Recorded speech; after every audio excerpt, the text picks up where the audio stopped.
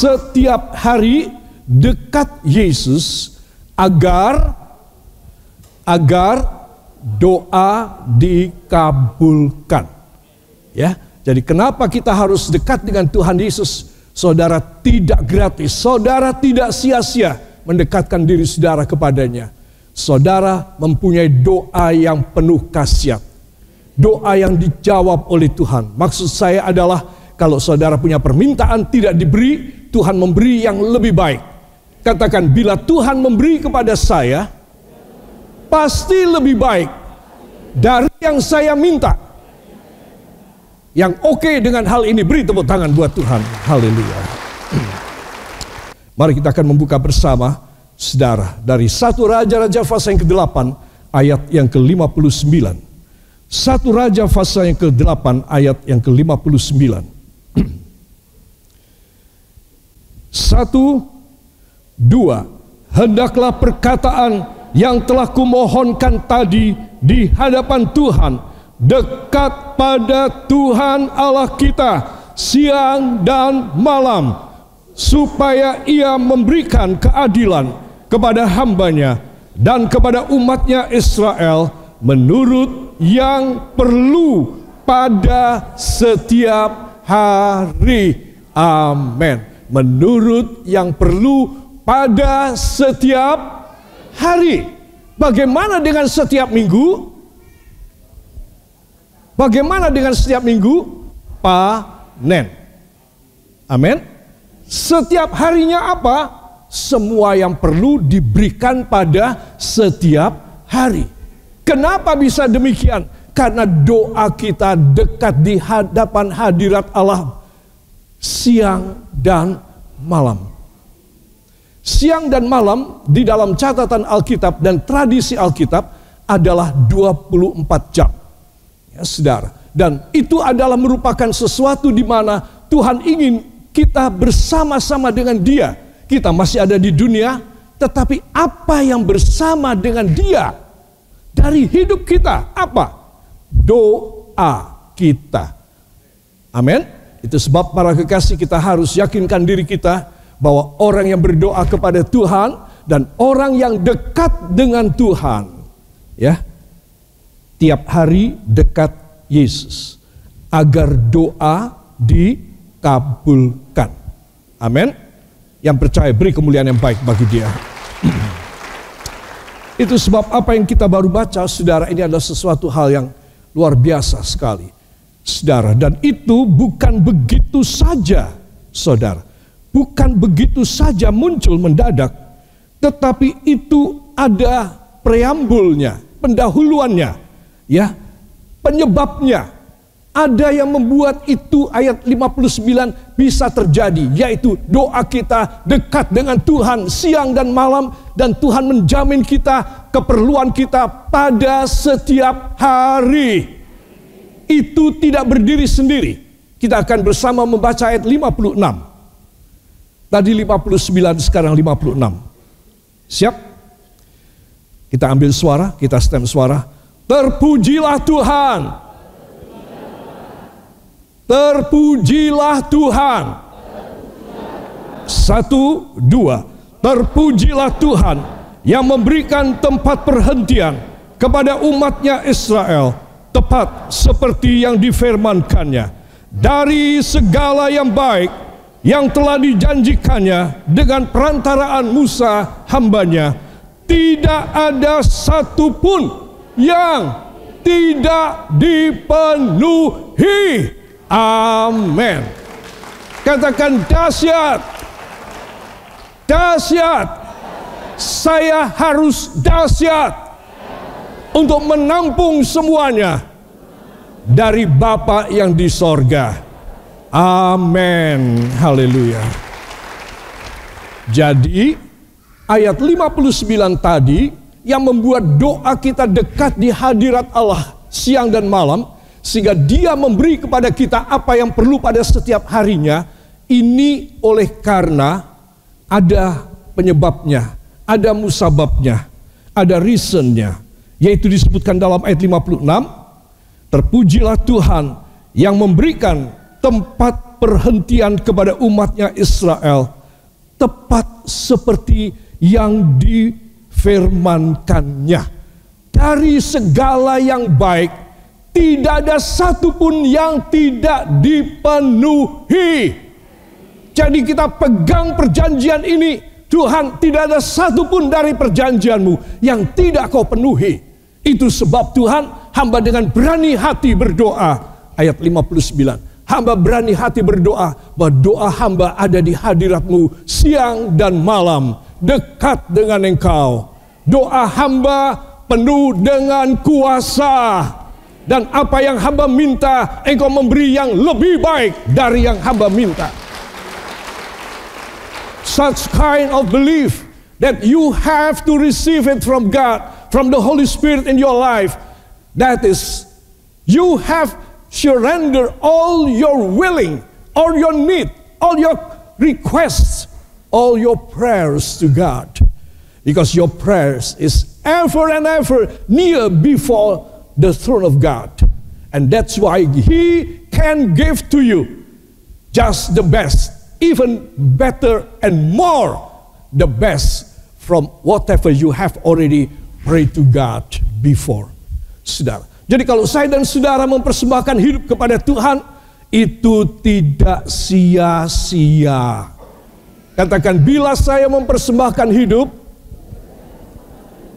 bila saya mempersembahkan hidup kepada Tuhan Yesus, itu tidak sia-sia. Itu membuat doa saya dekat dengan Dia siang dan malam.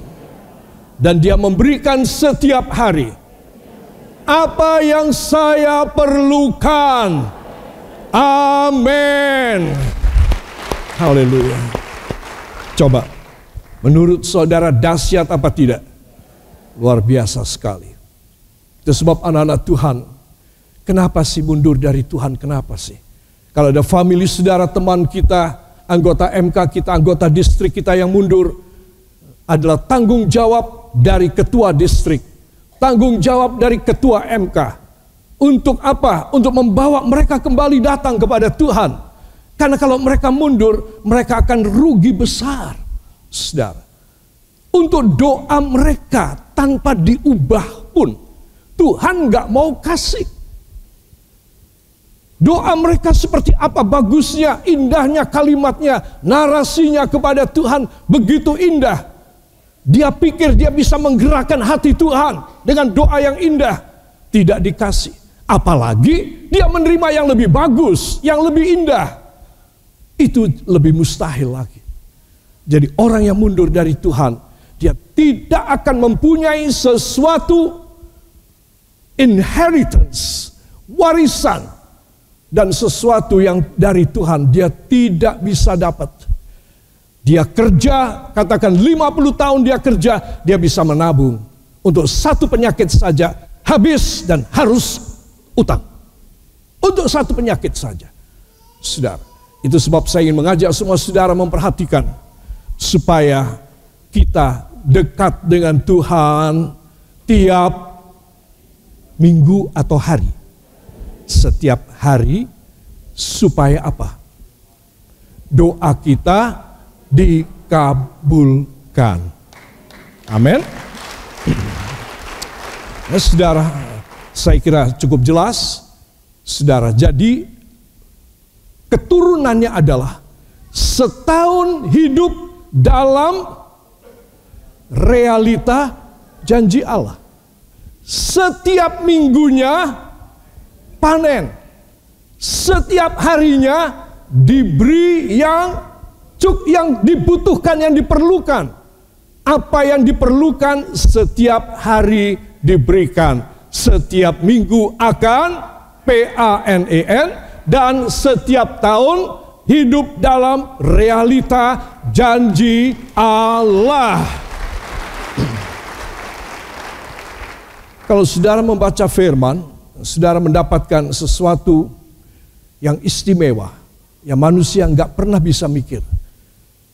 Kok bisa begitu? Iya, inilah yang saya sampaikan dalam pelajaran. Tiap hari dekat Yesus agar doa dikabulkan. Amin. Kita akan membaca dalam Matius pasal yang kelima, ayat yang kelima. Kita akan baca 1, 2. Berbahagialah orang yang lemah lembut, karena mereka akan memiliki bumi. Amin. Kemudian jangan lupa ayat 8. 1, 2. Berbahagialah orang yang suci hatinya, karena mereka akan melihat Allah. Amin. Beri tepuk tangan bagi dia. Saudara, bila kita melihat dari dua ayat ini, lemah lembut dan suci ini, saya sudah ulang kali katakan, ini mempunyai etimologi, dasar kata yang sama. Orang yang lemah lembut hatinya dan orang yang suci ini sejajar di mata Tuhan.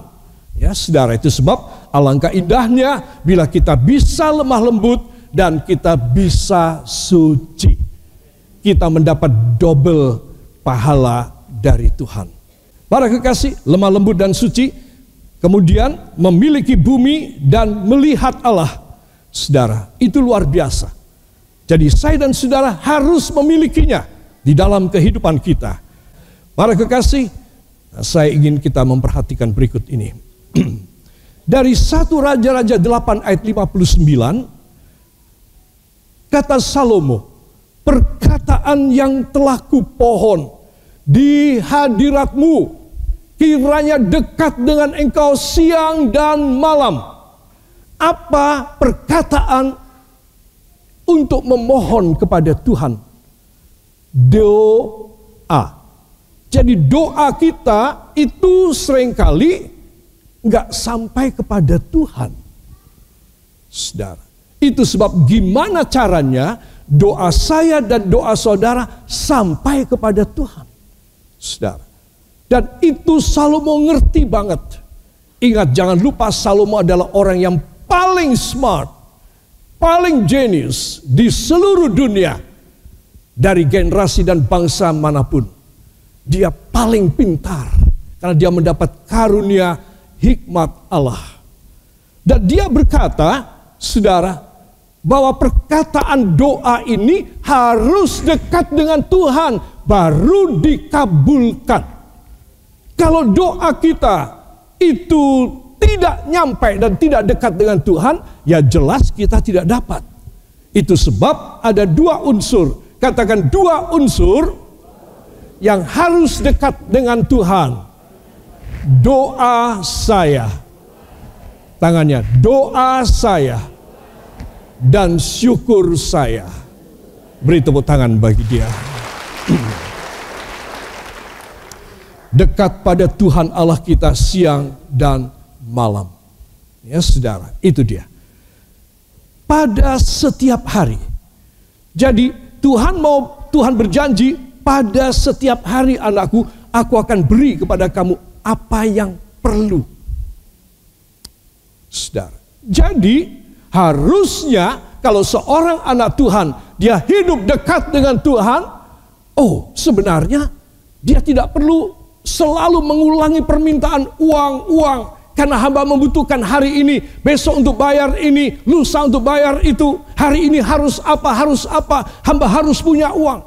Harusnya kalau menurut ayat ini, saudara dan saya, kita cukup menaikkan doa kita dan syukur kita yang benar.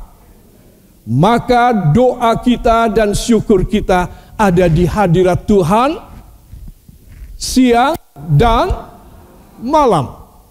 Oke, jadi saudara membuang semua keraguan, semua khawatir saudara. Bagaimana Pak Gembala? Tidak khawatir, uangnya sudah habis. Saya harus ada ini pada hari ini, besok harus ada itu, lusa harus ada ini lagi. Dan saya tidak tahu bagaimana saya mendapat uang. Saudara, dekatlah dengan Tuhan. Dekatlah dengan Tuhan. Saudara, saya bisa bilang begini karena ini dari Alkitab.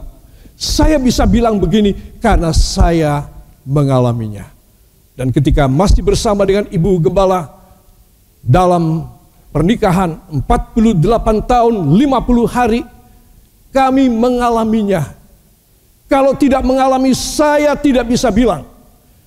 Kalau saya tidak mengalami dan saya bilang, saya bohong. Itu munafik. Saya tidak mau. Jadi saudara dan saya harus tahu. Kenapa saya bisa bilang begini? Karena saya dan kami pada waktu itu mengalaminya. Ketika tidak ada apa-apa, Bapa di sorga memberikan. Ketika harus ada, Bapa membuat sesuatu mujizat. Tempat yang saudara duduki, gereja ini, gedung ini, suatu mujizat juga. Ketika kita membangun gereja ini, dari jemaat 250 orang, merosot menjadi cuma sekitar 100 orang. 150 orang tidak setuju dengan saya dan keluar dari gereja Kristus Penebus. Karena mereka melihat maketnya. Itu maketnya, nanti kalau saudara pulang bisa lihat ya, di belakangnya Andre yang berdiri itu. Di dalam kotak kaca itu. Mereka melihat maketnya. Dan mereka semua sudah tidak bisa mikir lagi. Gimana ini pendeta kita ini ngawur sekali. Mau bangun berapa duit ini. Daripada kita terseret nanti. Kalau dia masuk penjara tidak bisa bayar. Kita keluar saja.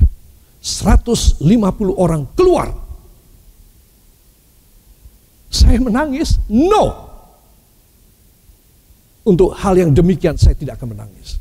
Saya bersuka cita kepada Tuhan. Kenapa?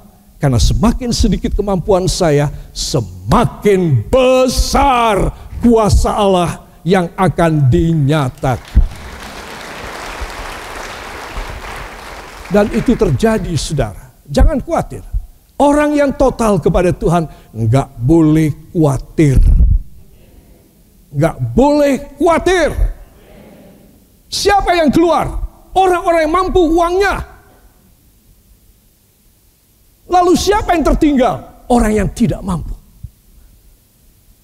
Justru inilah saya datang di hadirat Tuhan bersama dengan Ibu Gembala dan Tuhan memberkati kami dengan cara yang ajaib. Saudara, semula bagi kami karena terlalu susah dan terlalu payah di dalam membangun bangunan yang pada zaman 30 tahun yang lalu ini, saudara, pun di kota Magelang dan di Jawa Tengah belum ada 30 tahun yang lalu. Baru di sini. Tuhan mengirim seorang kontraktor yang besar di Jawa Tengah. Yang mengerjakan proyek-proyek pemerintah. Dan direkturnya, beliau mengatakan, sudah almarhum, bahwa bangunan seperti market itu di Jawa Tengah belum ada. Karena dia mencakup banyak sekali proyek dari pemerintah. Dan dia selalu memberikan mutu nomor 1 pada pemerintah. Tidak sama seperti kontraktor yang lain. Memberikan mutu nomor 3, nomor 4. Yang sebentar lagi rusak. Dia berkata, saya seorang idealis. Saya rugi tidak apa-apa, tapi saya bangga bisa membangun untuk pemerintah. Wah, dalam hati saya, kau tepat sekali diutus oleh Tuhan untuk membangun rumah Tuhan ini. Bagi dia membangun gedung pemerintah rugi tidak apa-apa. Asal monumental. Asal bentuknya istimewa. Dan bisa bertahan sampai 100 tahun. Dia bilang, tidak apa-apa, saya rugi tidak apa-apa. Saya bisa dapat untung dari yang lain. Saudara, dalam hati saya Tuhan engkau telah mengirim seorang yang luar biasa untuk membangun. Saudara, pada waktu itu saudara, saya mengalami saat kami mengalami sesuatu hal di mana kemustahilan itu adalah nyata. Nyata di muka mata.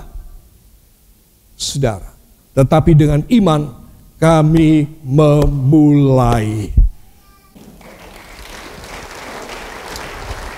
Saudara, dibutuhkan juga, kalau Tuhan adalah Allah yang luar biasa, dibutuhkan juga orang yang mempunyai iman yang kuat supaya bisa bekerja sama. Saudara, kalau saya imannya, kalau Ibu Gembala imannya lembek, nggak jadi. saya pasti akan cepat berubah bentuk. Tidak dalam bentuk oktagon begini, dengan tangan yang terbuka seperti visi yang saya lihat 2 kali. Bentuknya harus begini, anakku. Dan saya tahu ini adalah tempat menampung berkat Tuhan. Dan saya setia pada apa yang saya lihat. Apa yang saya lihat? Visi ilahi. Apa yang saya lihat? Tanah yang kosong di sini. Kosong. Kami hanya bisa menguruk di sebelah sini, di sebelah timur kita ini. Ini adalah bukit kecil. Dan saya ambil, dapat izin dari pemerintah, dapat ambil untuk dipindah, untuk menguruk. Kira-kira yang kita uruk itu adalah, yang kita uruk itu di Bordes itu, di Bordes itu. Nah, dari situ sampai ke sana itu kita uruk. Saudara, itu dalam sekali. Dan Tuhan memerintahkan Bapak Wali Kota waktu itu membuatkan jalan. Ini tuh masih sawah, saudara. Dan Wali Kota tiba-tiba mengirim truk-truk bawa batu-batu kali yang besar dan turun ke sini, dan mulai dari ujung pastori sana itu batu-batu mulai timbun. Saya heran, loh mau dibangun apa ini? Dan saya tanya kepada pengemudinya, ini mau dibuat jalan. Saya bertanya, kenapa sampai di sini saja? Iya, cukup untuk bangun gereja saja. Kami berhenti jalannya sampai di sini. Karena itu semua sawah. Saudara, coba. Bukankah Tuhan membuka jalan? Kemudian dipadatkan dengan pasir.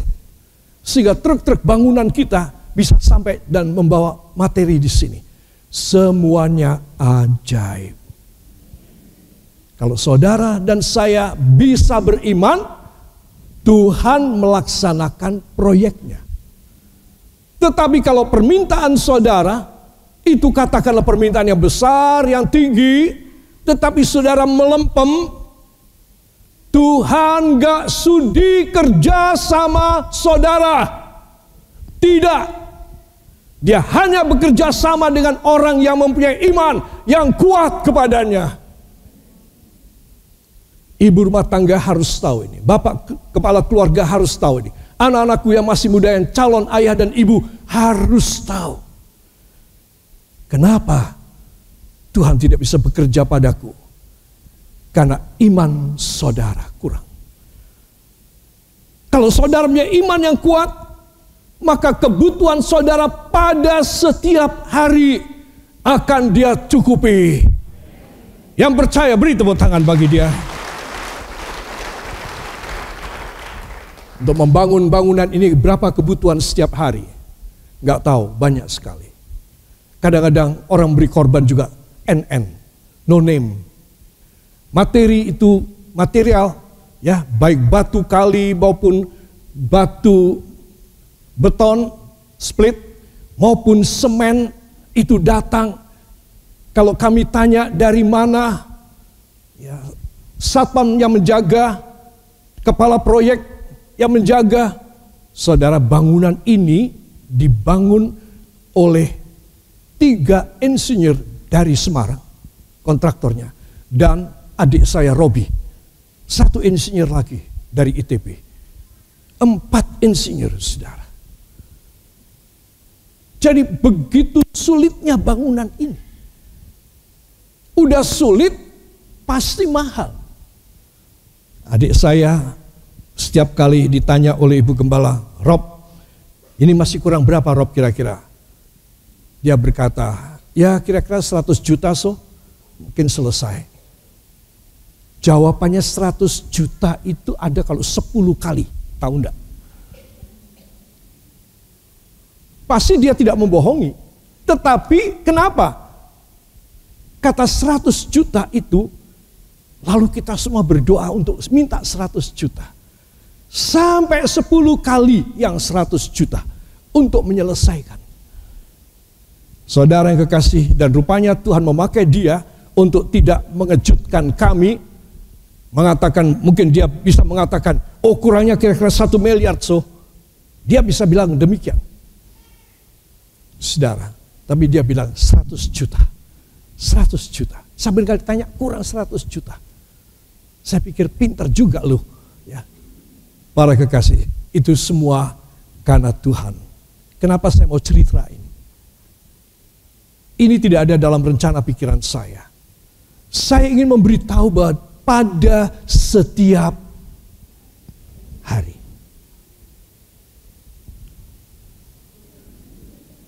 pada setiap hari, ya, anggukkan kepala ke samping. Pada setiap hari, Tuhan pasti mengadakan dari yang kurang, dari yang tidak ada, akan menjadi kenyataan. Amin. Saudara yang kekasih, kalau saya dan saudara mempunyai iman yang kuat, Tuhan bisa kerjasama. Tapi kalau saya dan saudara imannya lembek, Tuhan cari orang lain untuk bisa bekerja sama. Saudara pikir Tuhan tidak bijak? Sangat pintar dia. Maukah proyeknya dia, maukah berkatnya dia yang besar, dia kasih pada orang yang ragu-ragu. Orang yang hanya Kristen-Kristen biasa. Bukan yang sungguh-sungguh kepada Tuhan. Enggak, dia tidak akan kasih.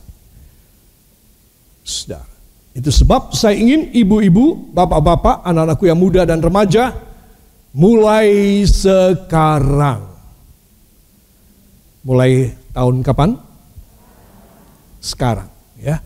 Mulai bulan apa? Tahun berapa? Hari apa? Jam berapa? Jam sekarang ini. Mulai sekarang. Katakan mulai menit ini. Saya tidak ada jalan yang lain. Saya tidak ada pilihan yang lain. Angkat Alkitab saudara. Berdasarkan firman, saya akan mendapat yang dahsyat bila saya tulus, kuat iman, rajin berbakti, hidup benar di hadapan Tuhan dalam nama Yesus. Saya pasti menerima